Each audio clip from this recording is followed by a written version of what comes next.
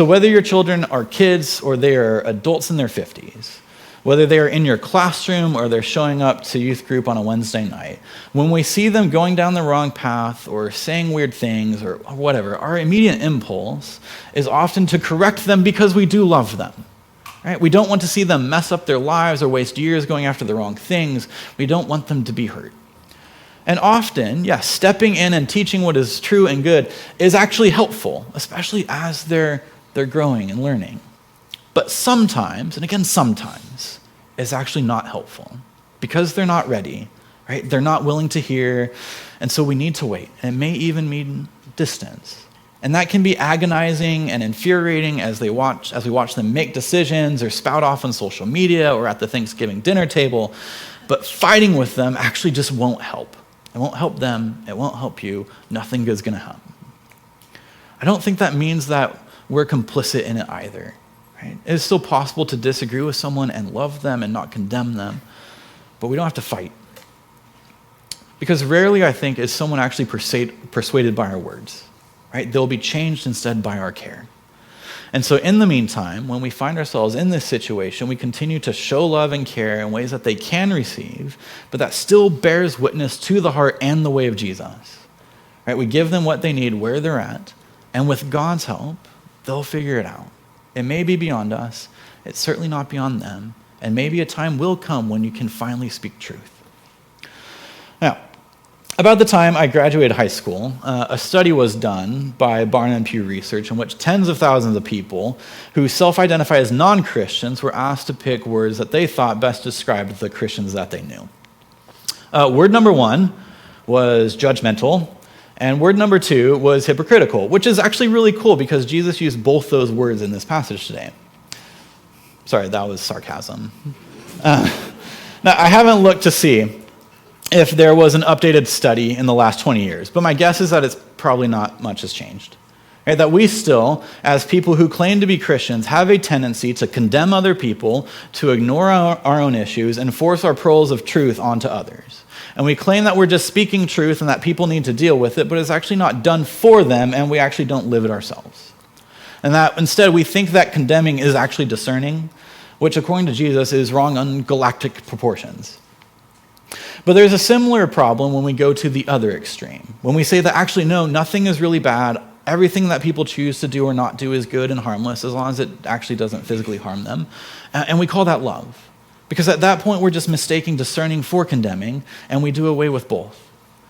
20 years ago, Willard noted that as people began to lose more and more a sense of their being a spiritual being, their identity became more and more rooted in their actions. Right? So if we are what we do, if someone disagrees with what I do, then they attack who we are. Right? In the decades since Willard wrote that, I think we're seeing ourselves less and less in what we do and more in what we feel and what we desire. Right? So practically, I think we see people reducing themselves to their anxiety or their anger or what arouses them sexually or their likes or their dislikes or to even the distractions that help them escape or numb their feelings. And when we disagree with any of those things, it means that we condemn because that's now what people are. Right? And in such a culture, it is easier just to not even speak or to think about it. And so discerning is not just hard, it's also dangerous because it's confused with condemnation. And so maybe it's better ignored than practiced. And yet when we do that, we open ourselves to all sorts of harm and miss out on the life that Jesus offers in his kingdom. And that's where Jesus will go with the rest of this Sermon on the Mount. Because we need to hold on onto both things that Jesus is teaching here. That we need to hold on to not condemning other people and making claims about their worth. And we also need to discern what is good and true as well as what is helpful to people where they're at. And that is incredibly hard, right? Because it is easier to see the world as black or white and condemn, or it's easier to see it as just perpetually gray and not discern at all. So, how in the world can we know that we are seeing clearly that when it's time to speak and act and when it is time to wait? Right? How do we discern what is actually helpful in each relationship and each situation and not condemn others at the same time? Now, thankfully, I'm not going to talk about that this week because Jesus is going to go there next week with Pastor Josh. Right? Essentially, it comes down to we need God's help. It is just too big. Right? It is so big to figure all that out. And so Jesus will tell us that we need to seek and ask and knock for wisdom, right? And then we need to default to treating others as we want them to treat us. But for this week, for this morning, here are some rules of discernment that I think we can glean from what Jesus has spoken already. Right, first, we don't condemn. Right? Instead, we try to see others as God sees them and sees us.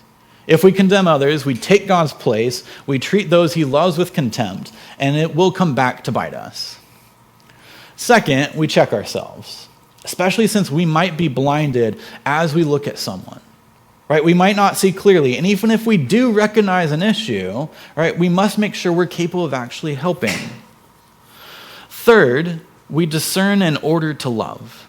Right? This is the reason we try to help. Not to feel better about ourselves, not to uphold some abstract truth, but to help others know and encounter the love of God and the beautiful, strange life he offers with him.